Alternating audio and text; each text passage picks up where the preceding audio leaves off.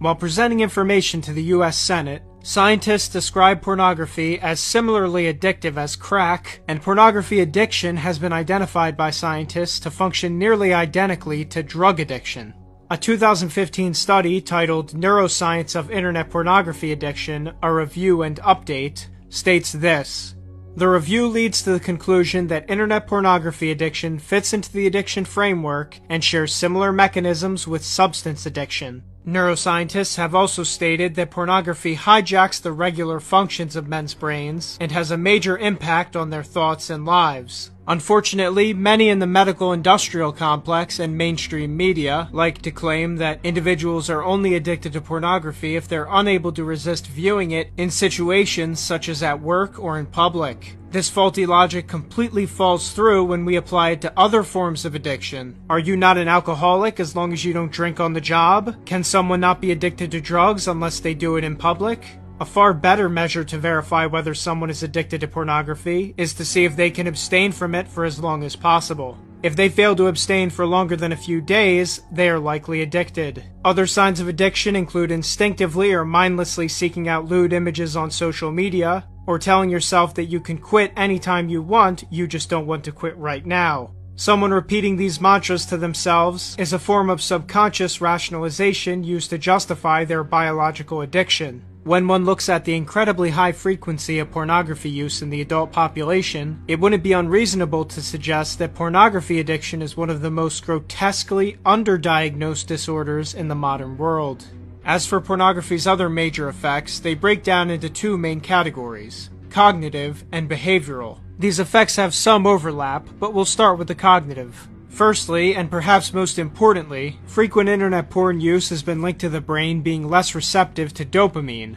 As psychiatrist and psychoanalyst Norman Doidge writes in his book, The Brain That Changes Itself, although people's brains are fully developed by the age of 25, they continually change and grow throughout your lifetime. The brain physically adapts to new knowledge and lifestyle choices, including bad habits, by rewriting itself and forming new neural pathways and erasing old ones. This is known as neuroplasticity. Our brain's neural pathways are reinforced via regular usage. As someone uses internet pornography on a regular basis, the brain is receiving continuous, extreme blasts of dopamine that required little to no effort to achieve. This in turn makes it less receptive to the chemical. As a result, other research has linked frequent internet porn use to hypofrontality, which destroys your memory and is associated with ADHD and depression, and some research has even linked it to the loss of the vital brain tissue, gray matter. Now, onto behavioral effects. The first notable behavioral effect of frequent internet porn use is the buildup of tolerance, or desensitization, to regular sex acts. This results in porn users, over time, seeking out more and more extreme or novel types of porn to get the same sexual high. In a study by two American professors, titled Does Deviant Pornography Use Follow a Gutman-like Progression?, it was found that the longer individuals had used porn in their life, the more likely they were to deliberately seek out child pornography or bestiality. This is in part due to the aforementioned overstimulation of dopamine to the brain that's caused by pornography use. There is also evidence that suggests that some people's feelings of homosexuality and transsexuality can be linked to porn-caused desensitization. And it doesn't even end there. Those who masturbate to online porn are far more likely to develop erectile dysfunction and report significantly more difficulty getting aroused by a real-life partner. Tellingly, rates of erectile dysfunction today are at historic highs and have been rising every decade. Furthermore, porn users are far more likely to believe that sexually aggressive or deviant acts are normal. And this normalization of sexual aggression is linked to higher rates of committing sexually aggressive acts. As we would expect, when something is normalized in a person's mind, they're far more likely to engage in it. This fact is even more insidious when we consider that some influential people have recently suggested that giving pedophiles simulated child pornography will somehow protect children from being abused. Finally, we need to talk about porn's connection to divorce. Many believe that pornography somehow helps marriages, but the numbers reflect anything but. Around 60% of divorce cases report that pornography was a significant issue. Further, research has found that porn-free relationships have higher levels of commitment and lower levels of infidelity. The conclusions were that pornography can encourage an individual to seek adulterous activities regardless of whether they're happy or satisfied in a relationship. Now there's a few other pornography myths that are worth debunking. No, masturbation does not reduce your chances of prostate cancer. The studies on that subject are contradictory at best, with some even finding higher rates of prostate cancer in frequent masturbators. If you're actually trying to reduce prostate cancer, proven methods are having a healthy diet.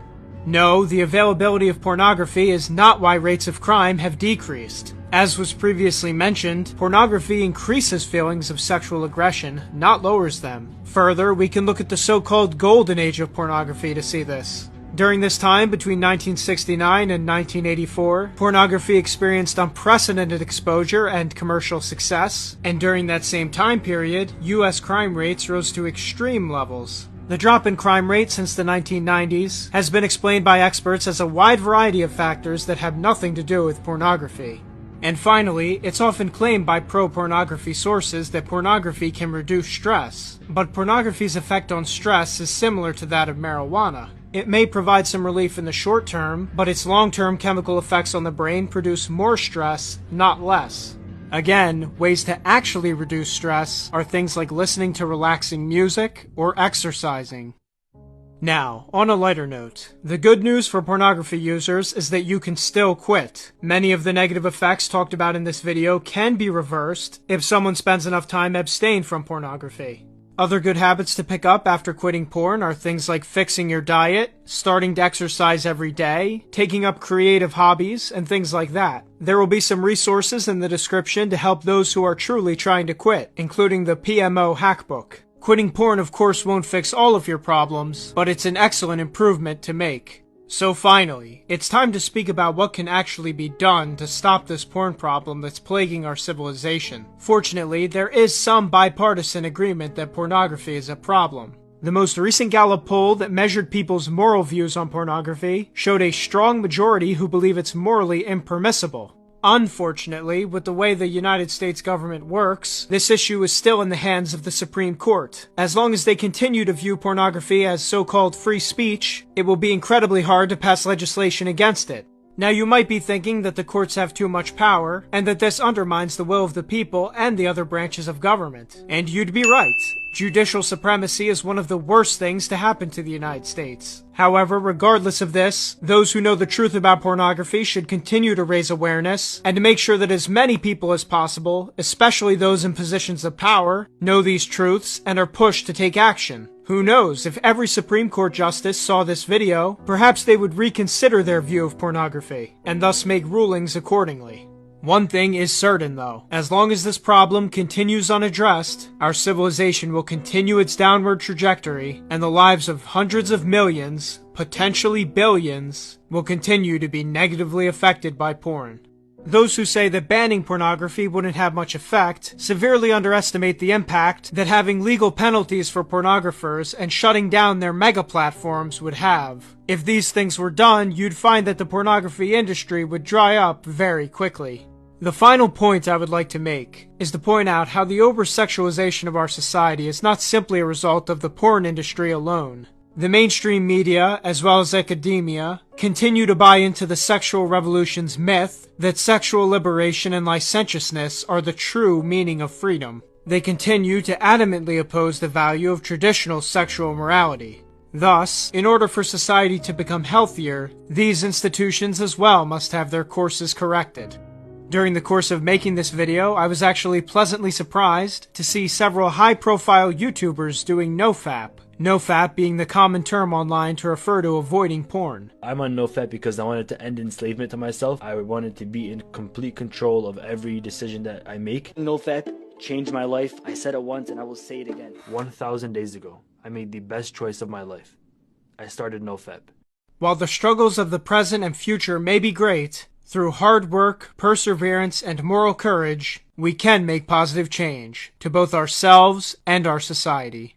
This has been PaxTube. Thank you so much for watching, and I will see you in the next video.